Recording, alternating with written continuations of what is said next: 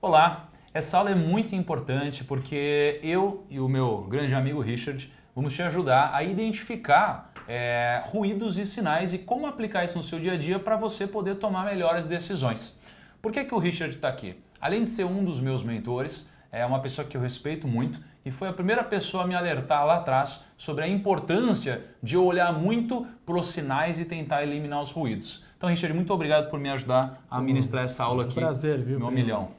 Tá bom? E inclusive as redes sociais do Richard vou deixar aqui na tela para vocês, tá bom? Bom, vamos começar então aqui, Richard, falando sobre ruídos, né? Assim, o que são ruídos, Richard? São aquelas informações que as pessoas são bombardeadas 24 horas por dia e que às vezes não são relevantes. E isso faz a pessoa se distrair e não verificar o que a gente chama de sinais. O que são sinais? Sinais é aquilo que realmente importa. Então é como se fosse assim, tem uma série de ruídos distraindo a pessoa e ela fica míope e acaba não enxergando uma grande oportunidade na frente dela. Então ela tem que saber distinguir o que é um sinal e o que é um ruído. Então, por exemplo, você está lá na iminência da crise. Na iminência não, a crise está pegando, está todo mundo faturando muito menos, assim, está todo mundo perdendo dinheiro e o mercado ele está lá embaixo, está nas mínimas históricas, né? E aí, em algum momento, a retomada vem, né? Porque o mercado ele funciona de forma cíclica. Sim. E muitas vezes, quando o mercado começa a voltar, quando você vê algumas pontinhas de economia começando a melhorar, o pessoal começando a vender novamente, geralmente isso daqui acontece antes do impacto no preço das ações, hipoteticamente, tá? Falando das ações. Só que a gente não consegue enxergar essa retomada da economia porque a gente está muito... a gente está sendo distraído pela televisão, pelo nosso amigo do trabalho falando que tá tudo fodido. É um contágio, né, prima? A pessoa foi contaminada por muito pessimismo, não enxerga os sinais de melhora. Da mesma forma, ela pode ser contaminada por sinais de otimismo, tá eufórica, e ali o perigo à frente a pessoa às vezes não acaba enxergando, e tem técnicas para você conseguir fazer isso. O grande segredo que eu acho do investidor de sucesso, aquele cara de longo prazo, é o cara que consegue distinguir sinais de ruídos. Ele filtra esses ruídos, ele sai disso e fica focando só naquilo que realmente importa, aí ele consegue enxergar o que está acontecendo. Porque um sinal, além de ser algo que realmente importa, são coisas assim que são concretas. Por exemplo, lembra do Titanic, né? É como isso, se você enxergasse o iceberg lá, o navio indo para o iceberg com muita antecedência, conseguisse contornar aquele obstáculo e não ir lá e bater lá, ficar brigando, será que vai? Aí vai e bate no iceberg. Exatamente. Tem até uma história interessante do pai do ex-presidente John F. Kennedy nos Estados Unidos. Ele, em 1920, começou a comprar ele aumentou muito a posição dele em ações, e aí em 1929 a gente sabe que tem uma crise insana, né?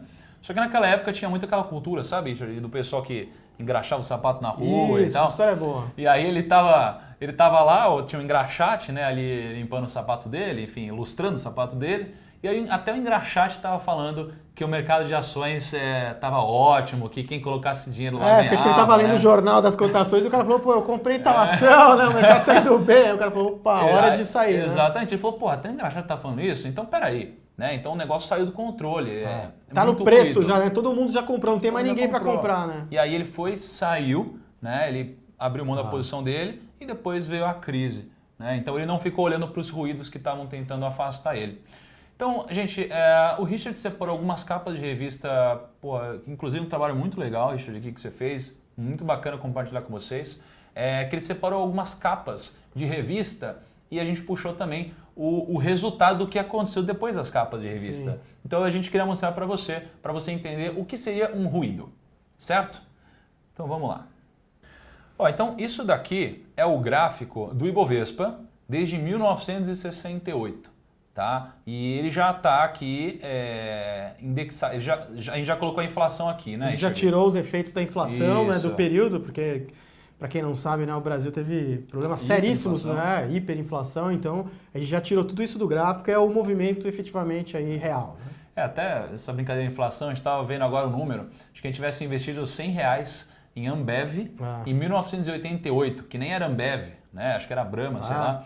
E essa pessoa que tivesse investido R$100 teria hoje 7 trilhões de reais. Né? Só que se a gente colocasse, se a gente descontasse a inflação aqui, aí a pessoa teria um pouco mais de 30 mil reais. Então, enfim, é muito importante. Destruiu a moeda. Destruiu a moeda. Então, beleza, esse daqui é o gráfico do Ibovespa. Aqui, onde a gente está apontando, a gente está falando de 1971. A Bolsa estava na máxima aqui, né, Richard? Isso, foi um dos grandes períodos eufóricos da história. E ali era pecado falar que a Bolsa ia cair. Assim, você falasse, não, a Bolsa vai cair, o cara já ia jogar até pedra em você de tanta euforia que estava. Estava muito eufórico, o pessoal não olhava mais com a razão, era só emoção. Isso. Que, aliás, assim, as nossas decisões, elas costumam ser tomadas no campo da emoção, né, Richard, muitas vezes. A gente tem que tomar cuidado, né, porque pode ser uma armadilha, né? E aí, essa daqui era a capa dessa Bolsa SA, né? A multiplicação do dinheiro. Olha só, é só entrar e ficar milionário. Tá tudo valorizando, enfim, todo mundo ganhava dinheiro, enfim. O que aconteceu depois? A Bolsa caiu. Entrou num dos grandes mercados de baixa aí que você vê que durou 12 anos, né? Foi 12 anos. Foi um mercado longo, assim, que torturou muita gente. Foi terrível. E lá na Bacia das Almas, lá em fevereiro de 83, quando você falasse que você vai comprar ações, aí é o contrário. O pessoal falando, você tá louco, nunca mais quero saber de bolsa, gerações que passaram de pai para filho, não invista na bolsa, etc. Aí começaria um dos mercados de alta assim, mais dinâmicos que a gente já viu. E aí a gente vê a capa de revista aqui quando a gente estava na mínima, né? Falando da crise, da superinflação, desemprego, dívida, enfim, tudo. O colapso de São Paulo, então a gente estava falando tudo de errado. E era hora de comprar. E aí quando a gente olha para isso daqui, a gente fica o quê? Com medo. Com medo de tomar uma posição mais arriscada, mais agressiva. Né? E aí quando a gente fica com medo, a gente toma uma decisão, enfim, muitas vezes equivocada. Porque o que aconteceu depois da Bolsa foi subir de 83 aqui até 86. 3 anos, uma alta, impressionante. 20 vezes o dinheiro quase, imagina. Impressionante, A gente estava aqui, menos de 3, 2 e pouco, talvez, subiu até quase 20, cara. Impressionante. E aí aqui na máxima, qual que era a capa da revista? O que está acontecendo. Então é interessante essa capa de 86, primo, contar que a euforia era tamanha que se você pega essa revista e abre, olha só, nessa época você não tinha internet, você investia em fundos de forma digital, né? Você tinha que ir lá presencialmente. Tem uma foto histórica, que a gente pode até depois colocar, que as pessoas estão se estapeando na fila para investir no fundo de ações. É verdade. Então tem assim, todo mundo tentando correr empurrando para eu conseguir entrar no fundo de ações. Olha que insanidade. E aí tem a história de um fazendeiro que o cara vendeu 10 fazendas e comprou tudo na bolsa, bem na máxima, quando estava na época dessa revista, ele dando entrevista também. Isso acontece sempre, né? A gente viu até recentemente isso acontecer com o Bitcoin, né? Assim, a galera vendendo tudo que tinha para comprar Bitcoin. Hipotecando a casa, né? Euforia, né? E não que não faz sentido o Bitcoin, o que faça, mas enfim... Não era o momento de estar exposto, ponto. É isso. Exatamente. Não era o momento de estar exposto. Até aqui essa capa é o pessoal no pregão aqui, né? É uma festa, né? Uma festa. E aí o que aconteceu depois? A bolsa caiu pra caramba, né? Um mercado de baixa também bem cruel. Nossa, olha, voltou quase tudo desde aquela alta anterior. Aí a capa de 1990 era o quê? O ralo da recessão. O ralo da recessão. Tudo dando errado. Saddam Hussein, aí você começa a misturar as coisas, né? Não, teve a guerra, né? A primeira guerra do Golfo ali. Você começa a misturar as coisas, enfim, tá tudo errado. O que acontece depois? A bolsa sobe de 1990 até 97 numa outra alta impressionante. Isso, aí no auge de 97 você tem o começo da crise asiática, né? Aí começa, aí tá todo mundo eufórico, falando, não, essa crise asiática não vai dar em nada, é uma crise localizada. O que são esses países, esses tigres asiáticos? Não vai contagiar o mundo, pô. E o que sai na revista? As ações fazem a fé. Então percebe, né? Olha só. Você tinha uma série de sinais concretos de que era uma crise sistêmica, só que os ruídos eufóricos, ações fazem a festa, invista na bolsa, quem investiu já ganhou 60% esse ano, estava o quê? Distraindo a pessoa de enxergar que o abismo estava próximo. E aí? Exatamente. E até aqui vale um comentário que não importa quanto eu fale, quanto você também fale, Richard, as pessoas, geralmente, elas compram o que acabou de render muito. Cara, não importa. As pessoas fazem isso. Elas são atraídas pelos extremos, né? Pelos extremos. Cara, então assim, você vê... dia desse eu recebi uma mensagem no Instagram. Uma pessoa falando, eu investi nesse fundo aqui e tal, me ajuda. Ela queria perguntar outra coisa, mas quando eu fui ver o fundo, eu vi que era um fundo que tinha acabado de dar uma baita porrada. chamou a atenção, aí ela entrou. Não, ela tem que saber antecipar. E na indústria de fundos de investimento, o que a gente vê? A gente vê que quanto melhor o período... os primeiros serão os últimos e os últimos serão os primeiros. Né? Quanto mais rendeu, mais gente entrando. Quanto mais caiu, mais gente saindo. Porra, era para ser exatamente o inverso, né? Mas enfim. E aí o que acontece depois? Desaba. Aqui, ó. Peraí. 97 aqui. Desaba. Aí desaba. Aí depois vem uma nova compra aí em 99, quando você tem a desvalorização. E aí em 2000... Aí estamos na alta de novo. Aí em 2000 faz um novo pico, que aí é o da bolha da internet. Grande euforia. E assim, ó, você tinha vários sinais terríveis. Você tinha um exagero nas empresas de tecnologia. Você tinha o bug do milênio assombrando. Para quem não sabe o bug do milênio, os computadores iam parar. Até que o garoto conseguiu arrumar a data lá dos computadores e o mundo não entrar em colapso. A economia americana estava totalmente deteriorada. O Brasil também estava patinando e olha o que sai na capa da revista aí. Os ricos, milionários, tudo brilhando, meio banhado a ouro, né? O que me chama a atenção, a loja onde roupas chegam a ter preço de um apartamento. Olha, toda vez que você tem uma irracionalidade descarada dessa, escrita numa capa de revista que as pessoas leem e não dão a mínima, é uma euforia tremenda. Sempre que tem esse exagero, olha, você vê, é uns sinais assim, aí você fala, pô, para que eu vou me preocupar com crise? Não, que crise nada. Empresa de tecnologia, eu vou fazer um site, tiver sem acesso, já vai valer 100 milhões. Vambora, vamos fazer um site. E aí, caiu de novo. Mais um mercado de baixa terrível. E aí, em 2002, quando você tem lá o processo eleitoral traumático no Brasil, você tem escândalos contábeis nos Estados Unidos com a empresa Enron e WorldCom. Você tem, sei lá, você pega um jornal, troço e sai sangue. Você já teve...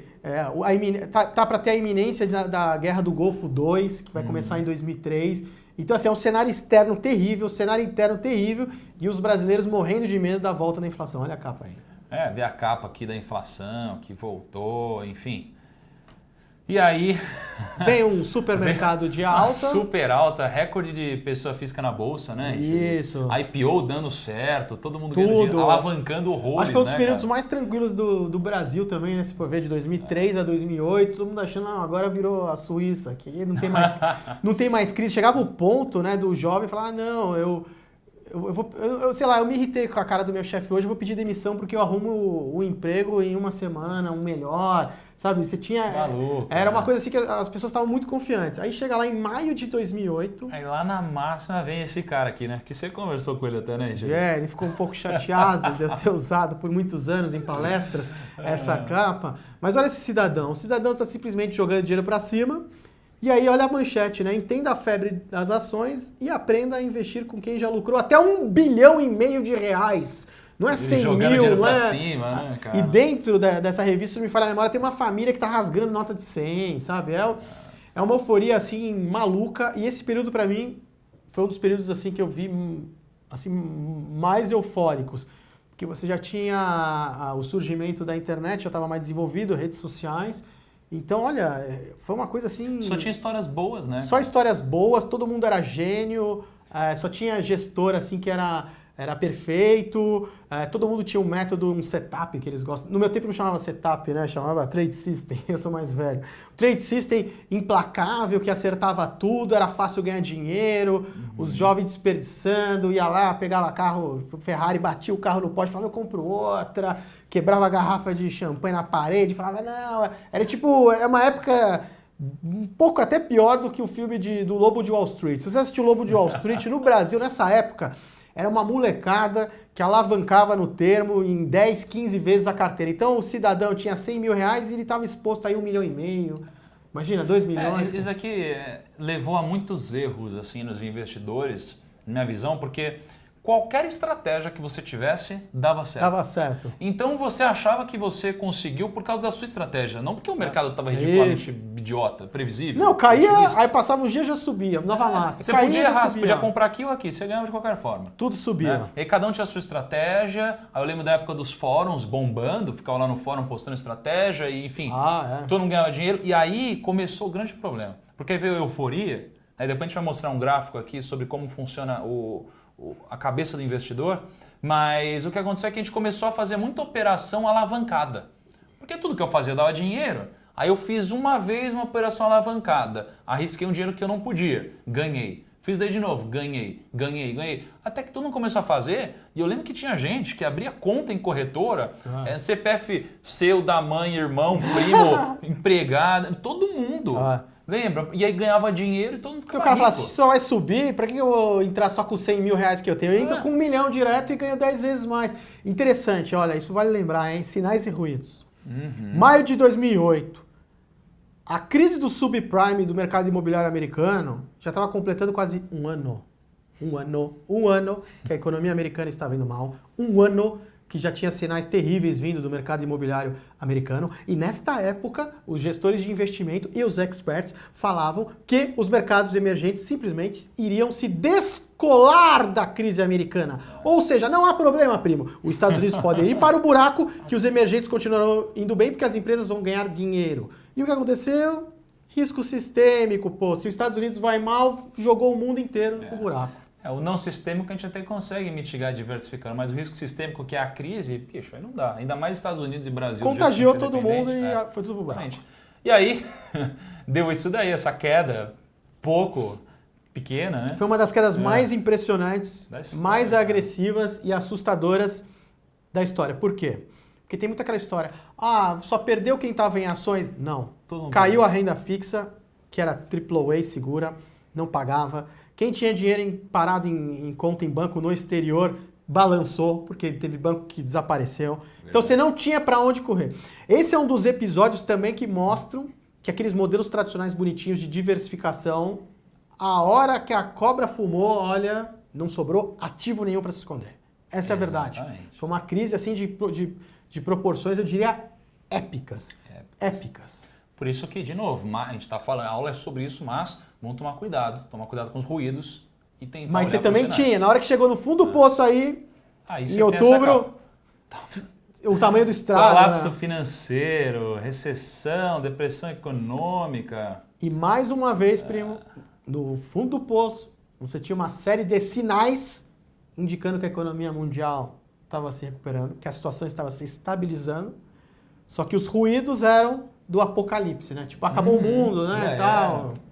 Guarda o dinheiro debaixo do É o que eu falo, na compra histórica não passa uma agulha ali, sabe? Assim, o cara não consegue comprar. Por que você acha que assim, quando a gente olha para trás é muito fácil, né? A gente olha para esse gráfico aqui. Isso, é muito fácil. Quero ver na hora aqui, então. Por que a gente sente tanta dificuldade de comprar na hora? O ser humano é um animal gregário. O que quer dizer animal gregário? Ele anda em bandos. Então ele o ser humano tem dificuldade de se sentir isolado. Tipo, o mundo inteiro tá falando que vai cair, o mundo acabou, só eu tô certo? Pô, como? Eu quero ter um apoio. É difícil, é como se você estivesse lidando com forças extremas. Tem um livro, que é um livro aí que se vocês acharem é bárbaro, chama A Arte do Pensamento Contrário. É um livro aí que tem mais ou menos uns 60 e poucos anos já. E ele fala, na maior parte do tempo, as manadas até que estão certas, que são as grandes tendências de alta ou baixa. Quando que elas vão estar erradas? Justamente nas grandes reversões. Que é muito difícil você separar isso e ter essa força mental de você estar enfrentando os ruídos diários, noticiário. Aí você tem até vergonha de comentar até com a sua própria família. Olha, eu tô comprando nesse momento. Pô, o cara vai perder, o cara é louco. Sabe, o cara... Não é fácil, assim. Olha, eu vou te falar, eu já passei por alguns mercados de alta e de baixa, e sempre que você tem que comprar, que é a hora, mesmo você saindo dos ruídos, bate aquele frio na barriga. Se falar que não, o cara é mentiroso. E essa é a compra boa, é aquela que dá o frio na barriga, e a venda boa é aquela que você vende se sentindo um trouxa. Sou otário, tô saindo fora e tal. E aí depois o negócio desmonta e fala, pô, dá um alívio. Você vai ser trouxa por alguns meses, mas depois você vai ser um gênio. Bom, o que a gente mostrou agora foi o impacto catastrófico do ruído na sua vida. Tá? A gente viu capa de revista, a gente viu como a mídia atrapalha o nosso bolso, como se a gente ouvir ela ou deixar se levar, ser influenciado ou seduzir por essas notícias, pelo que eles soltam na mídia, a gente vai acabar tomando decisões erradas na nossa vida. A gente vai acabar cometendo o erro de quase todos os investidores iniciantes. A gente vai comprar na alta e vai vender na baixa. Tá? Então a gente viu os ruídos. Mas entendemos que eu preciso olhar então para os sinais, certo? Mas dentro dos sinais, quais são eles, né? Como que eu faço para tomar uma decisão mais racional. Então a gente separou aqui as 4 dimensões que você precisa analisar para você poder filtrar o que é ruído e poder aplicar os sinais para que você possa ter uma decisão mais eficiente, uma decisão mais racional, uma decisão mais inteligente. Tá? Então a gente vai separar o que a gente vai falar agora em 4 partes. A gente vai analisar a dimensão da ação dos preços, a gente vai analisar a dimensão dos indicadores macroeconômicos, a dimensão do sentimento e a dimensão da valoração, certo? Então vamos começar aqui. Ó, aqui a gente está avaliando o quão importante é cada dimensão nos prazos, né? Então, no curtíssimo prazo, a ação dos preços é muito importante para a gente tomar uma decisão. No curto prazo, a ação dos preços também é importante. No médio prazo, aí a gente já começa a atribuir o que é mais importante e o que é menos importante. Os indicadores macroeconômicos, eles são talvez o fator mais importante para você quando você vai tomar uma decisão pensando no médio prazo. Mas o grande segredo é quando tudo se alinha, né, Richard? Isso. Quando você consegue alinhar as 4 dimensões é quando você está fazendo a melhor compra possível. Isso, quando as 4 dimensões elas se alinham na mesma escala de tempo, todas elas apontam para a mesma direção, você tem um sinal muito forte. Como você colocou, você vê, por exemplo, a ação dos preços no longo prazo não quer dizer muita coisa, a gente vai ter uma aplicação no curtíssimo ao médio. Os indicadores macroeconômicos só tem efeito, né, no horizonte de tempo em médio e longo prazo. E por que isso é importante? Quer dizer que os fundamentos econômicos eles não mudam no curtíssimo prazo. Leva tempo para você ter essas grandes transformações estruturais. Já a dimensão do sentimento, que a gente até viu das capas de revista, elas têm um impacto no médio e longo prazo também. E a da valoração, que é afinal isso está caro ou barato em termos históricos, só tem uma grande importância no longo prazo. Então imagina o seguinte, o que é alinhar isso? As escalas do tempo. Quer dizer que você vai lá ver, por exemplo, a valoração. O negócio está barato. Só que para ficar caro ou barato, não fica caro ou barato do dia para a noite. Você vê? É um processo de longo prazo. Aí alinhou. Sentimento, está muito pessimismo, tal. Alinhou também. Indicadores macroeconômicos, a economia está se recuperando. Alinhou. Aí os preços começam a dar sinais, por exemplo, de um fundo, alguma coisa desse tipo. Pronto, caracterizou um sinal de compra aí, de que está nascendo aí um mercado de alta, por exemplo. Exatamente. Então, vamos lá, vamos começar falando aqui da dimensão dos indicadores macroeconômicos, tá? O que você acha como que a gente lê esse gráfico, Richard? Isso é muito importante para os primos terem um grande diferencial, quer dizer o quê? Dentro dos indicadores macroeconômicos que são divulgados, você tem alguns que eles antecipam o que vai acontecer na economia, são os valiosos, chamados indicadores antecedentes. Tem aqueles que andam junto com a economia e tem aqueles que são atrasados. A maior parte do tempo, a grande mídia, ela dá atenção aos indicadores que são atrasados, aquele que já não tem valor nenhum, não vai influenciar em nada, por exemplo, o Ibovespa, a sua ação. Então essa curva mostra, por exemplo, a curva pontilhada é um indicador que antecipa o que vai acontecer na economia. Então você vê que ele faz um fundo primeiro e o gráfico em preto é o que aconteceu com a economia. Você vê que vai fazer um fundo depois. Então é como se você estivesse enxergando, entre aspas, o futuro. Porque ele antecipa aquilo que vai acontecer. Por quê? Pela forma como ele é calculado, as características. Por exemplo, a gente vai dar vários exemplos de indicadores antecedentes que os primos podem procurar gratuitamente na internet e usar na análise. Ó, então, assim, vamos... Só para te deixar claro uma coisa, que é sobre indicador antecedente, né, o indicador coincidente e o indicador atrasado, né? Por que isso daqui é importante? Porque não adianta nada você tomar uma decisão na sua carteira olhando para um indicador atrasado, né, Richard? Tipo, já saiu, sei lá, o PIB. Não terá efeito algum no preço, tudo já foi incorporado há meses antes no preço e você está olhando, é como se você estivesse olhando o passado de passado. Não interessa, não tem valor. Você tem que usar indicadores que antecipam aquilo que vai acontecer ainda na economia, ou seja, você vai operar as notícias que ainda não saíram nos jornais. É isso que é o problema. O pessoal quer operar a notícia que está saindo no jornal, essa notícia já está velha, já não tem efeito. Agora a notícia que ainda não saiu são essas que os indicadores antecedentes vão fornecer para os primos. Mas aí pode gerar o seguinte questionamento. Tá, mas como eu vou analisar então uma notícia que ainda não saiu? Como que a gente pode lidar através dos indicadores antecedentes corretos. Você tem que saber, por exemplo, um indicador antecedente correto. muito utilizado, por exemplo, no mercado imobiliário americano, que é o número de licenças para construção de casas. Outro indicador antecedente é a renda de arquitetos. Então, por exemplo, se os arquitetos estão ganhando muito dinheiro de repente, e se o número de licenças para você ter permissão para construir uma casa está aumentando muito, quer dizer o quê? Quer dizer que há um movimento no mercado imobiliário que estão planejando construir muitas casas, ou seja, no futuro, o que vai acontecer com esse mercado imobiliário? Você vai ter um crescimento desse mercado, porque vai ter uma série de casas sendo construídas. O negócio aqui não é identificar exatamente o que vai sair, mas é olhar para os indicadores antecedentes corretos para a gente poder ter um cheiro de que está acontecendo uma coisa boa. Por exemplo, outro indicador muito utilizado, papelão ondulado. Por quê? Quando o papelão ondulado, o consumo de papelão ondulado começa a crescer muito, quer dizer que as empresas estão demandando muito papel para fazer embalagens. Se elas estão precisando de tanta embalagem, quer dizer que elas estão vendendo. E ainda não foi divulgado o número de vendas da empresa, só que o indicador do papelão ele sai antes e já está captando um movimento que está em andamento, que a empresa está encomendando esse papel para embalar e aí no futuro se materializar com um maior número de vendas. E o mais legal é que tudo isso é público, né, Richard? Tudo público. A gente separou, fez questão de separar aqui o material, que tudo que a gente está fornecendo é de divulgação pública e gratuita. A gente só teve 2 recessões que o mercado imobiliário não conseguiu antecipar através dos seus indicadores, né? Que foi em 1953 e em 2001. Isso nos Estados Unidos, Nos Estados Unidos, exatamente. Então, em todas as outras crises, os indicadores do mercado imobiliário conseguiram antecipá-la. Então, isso daqui é muito importante, é uma informação muito valiosa. Quer um exemplo de outros indicadores exóticos que eu uso muito? Tem um indicador bárbaro que ele antecipou a crise de 2008, que é o dos restaurantes.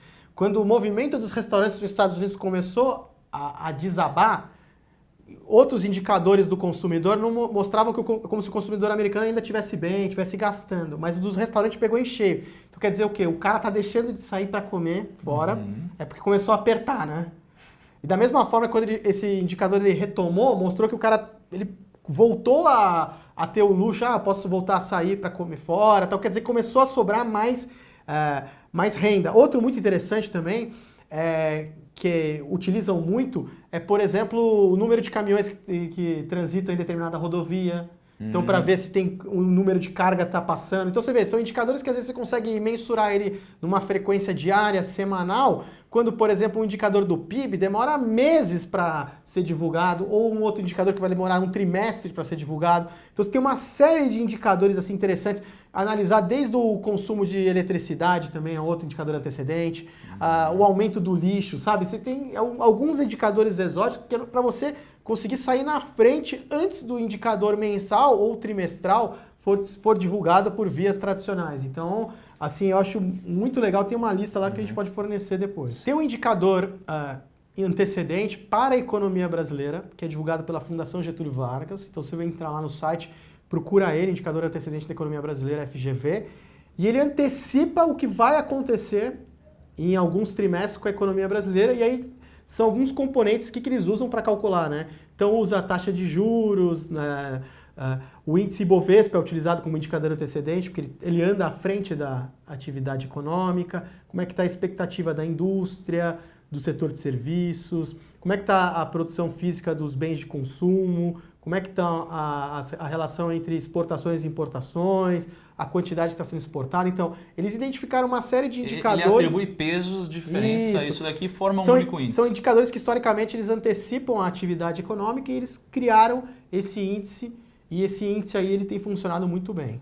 Bom, eu acho que é interessante a gente consolidar sobre essa primeira dimensão, a dimensão dos indicadores macroeconômicos, dizendo o seguinte, que quando você olha todas essas coisas que a gente falou, indicadores antecedentes do lixo, consumo em restaurante, sabe? Esse tipo de coisa, você vê que faz sentido. Você vê que só 2 vezes na história os indicadores antecedentes erraram ao prever uma recessão nos Estados Unidos. Então você pode pensar assim, cara, descobriu o ouro, né? Só que não é bem assim, tá? Você precisa entender exatamente qual é a metodologia de cada indicador. Você precisa tomar cuidado para você às vezes não projetar isso aqui como realidade, como uma verdade absoluta.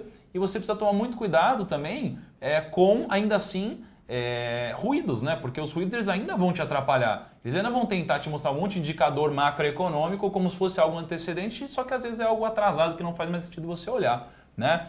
E obviamente, todo indicador tem aqueles momentos que eles vão funcionar sempre, né? Então tem aquela estratégia que o pessoal aplicou de 2002 a 2008. Tudo funcionou. Então ele acha que isso daqui é o novo ouro, assim, não tem como errar. Aí vem depois de 2008 e essa estratégia é um fracasso, errou total. Então você tem que tomar muito cuidado com isso, né? Mais alguma consideração aqui? Para resumir essa dimensão dos indicadores macroeconômicos antecedentes, para que eles servem basicamente? Para te antecipar em alguns meses, trimestres e semestres, para que direção está indo a economia, se a economia está em ascensão ou se a economia está ladeira abaixo. Por que isso? Se a economia está indo bem, as empresas tendem a ter mais lucro. Então isso vai se refletir no preço das ações. Da mesma maneira, se tiver uma recessão, vai afetar a maior parte das empresas. Então isso a gente tá, através desses indicadores a gente quer medir o pulso da economia e ver se ela vai se expandir nos próximos meses e semestres ou se ela vai se retrair. Então guarda bem, essa é a primeira dimensão. Para a gente tomar uma decisão e identificar os grandes movimentos, a gente precisa olhar as 4 dimensões e elas estarem alinhadas. Então, a gente já aprendeu que tem a dimensão dos indicadores macroeconômicos, que tem aí um horizonte de médio e longo prazo, para ver se a economia vai se expandir nos próximos tempos ou se ela vai se retrair. Então, guarda aí, vamos ver as outras dimensões. Perfeito. Só para complementar o que o Richard já falou, eu acho muito bom, não tirar da cabeça, que é o seguinte, a gente tem lá o curtíssimo prazo, curto prazo, médio e longo. Quando a gente está falando de indicadores macroeconômicos, a gente está falando do médio e longo prazo. Então, a gente pode estar vendo aqui que uma coisa está melhorando muito. Não é que da noite para o dia, se você comprar alguma ação, alguma coisa assim, isso daqui vai crescer. Não é isso. É que está caminhando para essa direção e a recessão funciona da mesma forma. Para a gente dar um agrupado, quais são os 3 indicadores, Richard, que você acha que a gente pode usar para simplificar daqui para frente? Para o Brasil, o primeiro deles, acompanha esse da Fundação Getúlio Vargas, esse indicador antecedente para a economia brasileira. Tá bom. O segundo, tem um que é para você verificar, antecipar o setor de serviços e da indústria do Brasil, chama PMI Markit.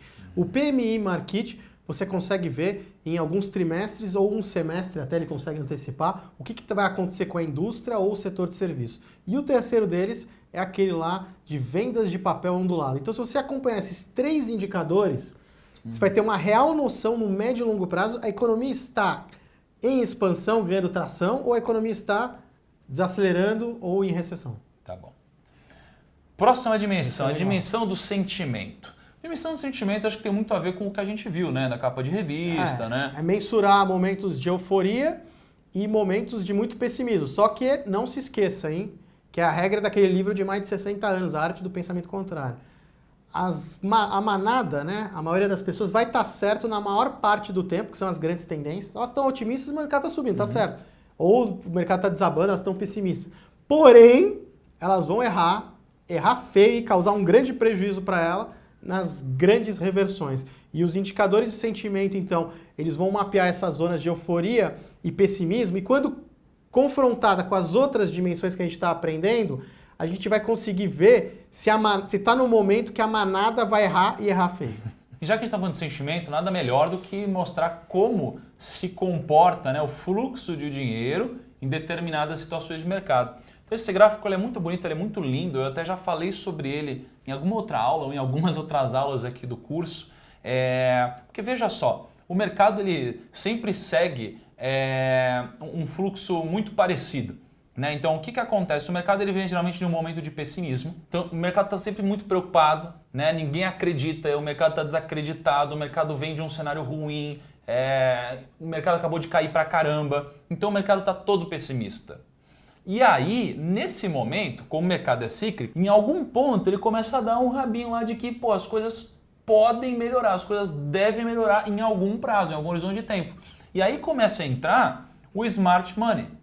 O dinheiro esperto, o smart money, ele é um dos que consegue filtrar os ruídos e ele consegue enxergar os sinais. Então ele são os primeiros que começam a entrar. Exatamente. E aí ele começa a entrar, então a economia começa a mostrar mais alguns indicadores de melhora, o smart money começa a entrar, começa a puxar também um pouco o preço para cima. E aí o que começa a acontecer? vem aqui a mídia especializada cautelosa e começa a falar sobre o mercado. Mas você ainda não vai ver isso daqui na capa de revista, não vai ver na televisão. Começa a falar que foi só um respiro, entendeu? Foi só um respiro. respiro. Não é o começo do mercado de alta. Olha, nenhum mercado de alta de longo prazo começou com alguma mídia falando que estava começando um mercado de alta de longo prazo. Da mesma forma que um mercado de baixa de longo prazo nunca na história do planeta Terra foi iniciado saindo, estamos começando um mercado de baixa de longo prazo. Nunca na história, e assim que vai ser para sempre mesmo. Exatamente. Só que aí, o que começa a acontecer? Começa a ter uma mídia especializada cautelosa cobrindo isso, smart money entrando, o mercado subindo um pouco mais, aí vem um investidor com grana, vem um investidor institucional e começa a jogar esse fluxo mais para cima ainda, né? Só que aí, como todo mercado, ele nunca sobe em linha reta, nunca cai em linha reta, ele tem algumas realizações. Então o mercado subiu muito, tem muita gente com lucro, o pessoal realiza, né? Por algum motivo ele realiza, assim como quando o mercado está caindo, o mercado realiza para cima também.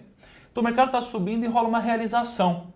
E aí algumas pessoas começam a ficar preocupadas, etc. Mas, como ainda não tem o público mainstream, não rola aquela debandada desesperada, né, Richard? Isso. Porque tem gente que entende, está olhando mais para os sinais do que para os ruídos aqui. Normalmente o que acontece?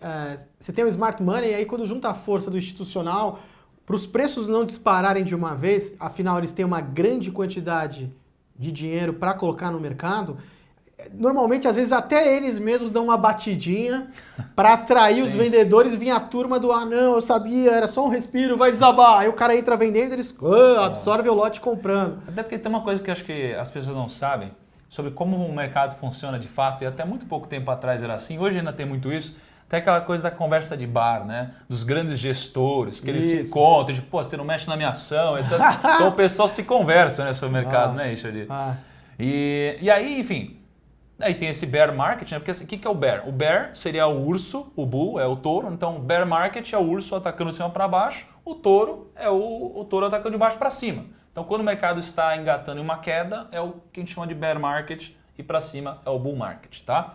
E aí, enfim, tem uma realização e aí depois a gente começa a ter um novo fluxo de compra. Só que veja só, a gente não está falando ainda do mainstream, do investidor que comprou Bitcoin recentemente. Não. A gente está falando...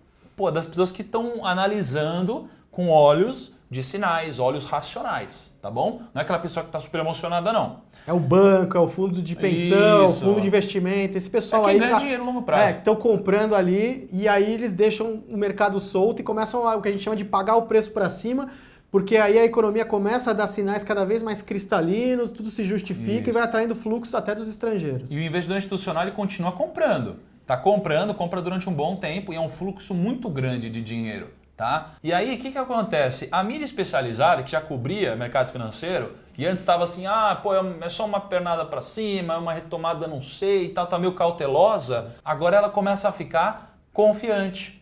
Ela começa a acreditar no mercado. O mercado é um mercado de alta. Só vem notícia boa, né? Aqui começa a borbulhar de notícia boa. As empresas começam a divulgar balanços cada vez com mais lucros. Cada vez mais lucro. Aí começa a vir todos os value investors falando que ações... Ação é para longo prazo, ação é para longo prazo e tal, vamos só comprar para longo prazo. Por quê? Porque se eu tivesse comprado há tanto tempo, olha como os múltiplos estavam baratos. Isso. O PL dessa empresa estava tão barato. Olha como era óbvio eu ter comprado nesse preço. Né? E aí todo mundo começa a comprar, volume muito grande de compra. Aí tem aquelas realizações normais de mercado. E aí a mídia especializada, que estava ali acreditando nesse movimento, agora ela está quase que eufórica. Assim, ela está tipo, o mercado é um investimento e aí, que precisa estar na carteira de todo mundo. Na última pernada de alta do mercado que começou lá atrás, adivinha quem vai entrar junto aí? Sardinhas, né? Sendo chamada pela mídia que está ultra confiante, o público em geral, a pessoa física, começa a entrar. E aí começa a acontecer aquela coisa de tipo, você tá almoçando e ouvir gente do seu lado que nunca comprou ações, falando que tem um amigo que ganhou dinheiro, sua família. Todo mundo começa a falar disso. O ponto mais importante é que mídias que não falam de mercado financeiro começam a falar. Quando isso acontece, a gente viu isso no movimento do Bitcoin agora, chamada mídia não especializada em assuntos financeiros, o mercado financeiro, começa a falar disso, é porque a gente está num momento aí de grande euforia. Grande euforia. Tipo, a revista, sei lá, Marie Claire, que fala de batom, não sei o quê, e depois fala mulheres investidoras, entendeu? Verdade. Alguma coisa assim, né? Verdade. E aí, enfim, Aí começa essa realização, aí dá um último fôlego, né? Porque assim, o público em geral compra, aí o mercado sobe, tá todo mundo ganhando dinheiro, aí ele realiza. Aí o público fica chateado, fala, caramba, será que eu fiz um bom negócio? Aí o mercado sobe de novo. Aí ele fala, eu fiz sim, é que o mercado funciona assim, ele realiza. Vai fazer nova máxima. É nova máxima. E aí a gente fica muito confiante. O que acontece? O mercado cai inteiro na nossa frente, tem uma crise, a gente depreda o patrimônio, a gente não sabe o que fazer. E como a gente não estava preparado para isso, a nossa reação natural é sair e jogar o preço mais para baixo ainda. São três fases do mercado de baixa. Primeira fase é a fase da negação. O mercado cai e esse público que entrou de forma tardia tem um sentimento de negação, que é o quê? Não há crise, não há problema. Ela está o quê? Perdida nos ruídos eufóricos e não está enxergando os sinais que a coisa já foi para o brejo. Aí o mercado tem um segundo movimento, que é o que a gente chama de o pulo do gato morto. Death count bounce, sabe? Que o gato, quando ele tá morto, ele ainda dá um pulo, mesmo morto, você acha que o gato ressuscitou, mas ele já tá morto, aí ele pula e cai morto de vez. E o mercado faz, ele dá uma altinha, todo mundo acha que vai fazer nova máxima, fica tranquilo, e aí vem a terceira fase, para mim a mais cruel de todas, que é chamada a fase da capitulação, do reconhecimento. É quando aí todo mundo viu que já foi pro brejo, e aí é uma queda de elevador, sabe? Você pegar um elevador que subiu lá até o 100º andar, cortou o cabo dele e olha, boa viagem. Ou como quando eu era mais jovem, os antigos falavam que o mercado antes dessa queda da capitulação era assim, era encher o ônibus, botar no barranco e dar um empurrãozinho ali, sem o freio de mão puxado e boa sorte ali na ladeira. Até dizem que o mercado sobe de escadinha e cai de elevador, né, Xande? Quando cai de uma vez.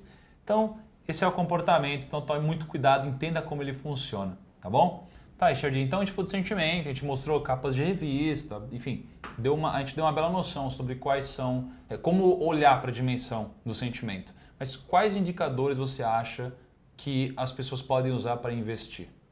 Primeiro deles, né? Capa de revista, como a gente já demonstrou. Ficar atento às mídias não especializadas, como elas estão falando. Se elas começaram a colocar na pauta o mercado, é porque ele está, por exemplo, muito eufórico, ou você tem está dando audiência, né? Ou um pessimismo muito grande também, entrar, porque é um sinal aí também que o mercado está muito pessimista. Outro, você olhar o fluxo de pessoas físicas que estão entrando na bolsa. Se tiver um recorde após recorde, semana após semana, as pessoas entrando loucamente no mercado, é um sinal que a gente está naquela pernada, lembra? Que é aquela pernada que entra o público que nunca foi muito da bolsa e foi finalmente atraído depois de longos anos de alta, elas estão entrando. E o último, por sinal, é você acompanhar a unanimidade das ideias. Quando você tem uma unanimidade de opiniões otimistas, de gestores, especialistas, também já é mais um indicador de sentimento. E aí, a gente falou então da dimensão dos índices macroeconômicos, a gente falou da dimensão do sentimento e agora a gente vai falar da dimensão da valoração. Na dimensão da valoração, a gente vai falar sobre se o mercado está caro ou barato, se uma ação está cara ou barato. E como a gente faz isso? Bom, existiriam milhares de indicadores, né, e que inclusive vão ser trabalhados ao longo desse curso. Então a gente vai falar sobre ROI, a gente vai falar sobre PL, a gente vai falar sobre o PVPA, a gente vai falar sobre uma série de coisas e que, como o próprio nome diz, eles só indicam. Eles não devem ser utilizados para você tomar a decisão imediata, tá? Mas deles, um indicador muito interessante é o indicador PL, né? Então, o indicador PL, de uma forma muito resumida, é o seguinte: se você tem uma empresa que vale R$1.000 e essa empresa distribui R$100 nesse ano de dividendos, você vai fazer o indicador PL, preço sobre lucro. Preço R$1.000, lucro 100. 1.000 sobre 100 dá 10. Ou seja, se você comprar esse ativo, em 10 anos você vai ter o seu capital de volta. Se essa empresa que vale 1.000, ela distribui R$200, 1.000 sobre 200 vai dar 5. Então ela está mais barata ainda. Em 5 anos você tem o seu capital de volta. E aí eu fiz um estudo complexo que começou com o Ricardo Kerbege e o HC. Eles fizeram estudo até 2011, conversei com eles, eles me passaram isso daqui, a gente atualizou junto o estudo até 2018 e a gente teve algumas conclusões muito interessantes. Muito interessantes. Inclusive, acho que é legal você considerar utilizar o PL para você entender se o mercado está caro ou barato, se essa ação está cara ou barata, junto com outros indicadores. Bom, então, olha que legal. Aqui a gente consegue a gente consegue ver como o mercado, aqui é o índice Bovespa, ele desempenha e aqui embaixo a gente vê como o PL se comunica com ele. Então veja só, quando o mercado ele fez uma mínima aqui em 2002, naquela crise que a gente falou para vocês, que antecedeu depois um movimento de alta gigantesco, recorde de pessoa física, a gente tinha um PL baixo de 5,13. Aqui, crise de 2008, PL baixo de 7,50. Antes disso estava 15. Aí a gente viu aqui, ó, um PL histórico aqui. Quanto que era esse PL aqui? 17, eu acho, 66. Vamos ver. Você marcou ali, né? 17,66, não é? Mano, 17. Pô. Aí tem aqui, ó, o PL de 17,66, máxima histórica, né? Pô, você vai comprar aqui? Talvez não, né? O mercado está relativamente caro. Quando o PL diminui, talvez faça mais sentido pensar em movimentos. Só que é importante a gente frisar aqui uma coisa que o Richard falou bastante para mim, que é o seguinte, o PL não é um indicador de timing. Você não vai olhar e falar, puta, tá barato, vou comprar agora, pá, porque vai subir amanhã. Talvez você vá comprar agora, mas não porque vai subir amanhã. É um indicador de valoração. Pô, você está entrando em um mercado barato. Só que ele pode não subir hoje, pode não subir ano que vem, pode não subir daqui a 5 anos. Significa que você está pagando um preço justo, um preço mais baixo ali, mas não necessariamente é um indicador de que da noite para o dia as ações vão se valorizar muito. É isso, Richard? Exatamente. Como é que eu faria uma combinação? Lembra que a gente viu até agora quais indicadores? Macroeconômicos, sentimento e valoração. Como é que eu faria na prática para analisar? Olho, por exemplo, esse indicador proprietário que você desenvolveu e vejo, o mercado está barato, o PL está baixo. Ou seja, eu sei que no médio e longo prazo a dimensão da valoração, ok, para compra. Fui lá e olhei os indicadores macroeconômicos, primo, e vi que, ao contrário dos ruídos e que todo mundo está falando que o mundo acabou, eu vi que a economia está tendendo a se expandir nos próximos meses. Opa, mais uma dimensão alinhada favoravelmente à compra. Fui lá e olhei também o sentimento. Extremamente pessimista, não tem pessoa física praticamente na bolsa, todo mundo fugiu, capa de revista falando que o mundo acabou. Opa, 3 dimensões já se alinharam à compra. Um mercado barato, com a economia começando a andar e extremamente pessimista, porque não existe barganha, não existe oportunidade sem medo, sem pânico. Verdade. E aí vai faltar a última dimensão que depois a gente vai ver como lidar com ela, que é a ação dos preços. Então percebam, primos, como você tem que alinhar. Porque, por exemplo, a valoração mostrou que o PL é muito baixo. Só que eu fui olhar o indicador macroeconômico, quer dizer que a economia ainda está em recessão e vai permanecer. Então quer dizer que vai ficar patinando, não alinhou. Então, olhei lá o indicador de sentimento, as pessoas ainda têm uma ponta de esperança, ó. Não é um bom momento, não tá para nascer um mercado de alta. Agora, o mercado tá barato, a economia vai começar a andar e muito pessimista, olha, já começa a se desenhar. Da mesma forma, a gente olha lá o gráfico do primo lá do PL, tá lá nas alturas, por exemplo, esse 17,66. Mercado tá caro. Fui olhar o indicador macroeconômico, ao contrário dos especialistas e da mídia, a economia está se deteriorando. Opa, mais um sinal de alerta. Fui olhar lá o sentimento e pego aquela revista com aquele cara jogando dinheiro para cima, pô. Extremamente eufórico. Então, olha lá, mercado caro, vulnerável, sentimento eufórico e a economia se deteriorando, eu vou entrar num negócio desse? Não, eu vou vender, tá? Então tá vendo de uma forma prática, primo, como a gente tá filtrando todos os ruídos e tendo uma confiança de estar operando e colocando o nosso dinheiro, a gente tem uma confiança de estar visualizando aquilo que merece ter a devida atenção e não os ruídos. Isso é muito legal, Richard. Até na aula de como monitorar a sua carteira, né? Onde você coloca as ações que você comprou, o preço que você pagou e tudo mais, eu deixei um campo que é tão importante você preencher quanto o preço que você pagou, que é o porquê comprei. Cara, porque geralmente, se a pessoa fosse colocar de fato o que ela comprou, ela escreveria assim, ó, porque sobe todo ano, porque meu amigo falou, porque saiu não sei onde. Cara, só que se você justificar da forma correta, pode ter um alívio diferente, né, Richard? Você compra mais confiante, né? Com certeza. Então, muito legal isso daqui que a gente está falando. E aí vamos para a nossa última dimensão, que é a dimensão de ação dos preços. Quando a gente está falando dos preços aqui, a gente está falando agora do time, a gente está falando do curtíssimo prazo, a gente está falando do curto prazo, né? O que para você seria a dimensão de ação dos preços, Richard? Sem inventar muito, simplesmente você observar o que está acontecendo nos preços e principalmente preço e volume. Por exemplo, se o mercado ele começa aparentemente a formar um fundo e nesse fundo você teve um grande volume, Então quer dizer que grandes players foram entrando lá, o mercado teve uma reação, ele voltou e quando ele foi tentar voltar para fazer o novo fundo, ele falhou, por exemplo, e ele rompe esse patamar que não era rompido há meses com um grande volume. Quer dizer o quê? Opa, tem alguém grande comprando ali, formando lotes, ele foi acumulando e aí agora ele terminou o lote dele e o mercado começou a ir para cima porque ele começou a pagar o preço para cima. É um exemplo disso. Então a ação dos preços é você ficar muito atento ao que eu chamo de zonas de valor. Zonas de valor é você ver zonas de preço que tem um volume muito grande. É ali que vai estar a barraquinha dos grandes tubarões ali na compra ou dos grandes tubarões na venda. Então é como se fosse uma espécie, não seria uma análise técnica tradicional, mas seria simplesmente você visualizar um mapa da guerra, comprados e vendidos, e ver ali quando você tem uma falha, por exemplo, os vendidos falharam em fazer um novo fundo, falhou e de repente o mercado dispara para cima com volume. Aí você vai recorrer às outras dimensões. Então, por exemplo, combinação de ouro. Olhei lá a valoração do gráfico do primo, o mercado está barato. Olhei indicadores macroeconômicos antecedentes, todos para cima. Fui lá no sentimento e está muito pessimismo. Fui lá olhar a ação dos preços e vi que o mercado falhou em fazer um fundo novo e rompeu para cima com um volume muito grande que não acontecia há muito tempo. Opa!